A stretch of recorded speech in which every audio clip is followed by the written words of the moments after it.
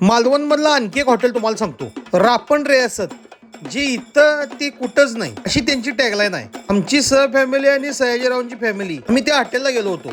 त्यांचं menu card लागलीच तुम्ही बी बघून घ्या. त्यांच्याकडे थाळ्या मटण चिकनाच्या लय भारी मिळतात. पण आता कोकणात गेले आणि हे कोण खाते असं नाही हो. आम्ही माशाबरोबर ते पण खातोय. हा जरा गॅस टंचाईमुळे जरा लेट मिळतंय पण चांगले मिळतंय. पोरांसाठी गेले गेले असं फ्रेंच फ्राईज घेतलं. माशाचे बरेचसे प्रकार त्यांच्याकडे मिळतात. स्क्विड पण आम्ही तिथं खाल्लं बघा. त्यासोबत कधी सुरमई प्रॉन्स आणि तिसऱ्या घेतलेलं.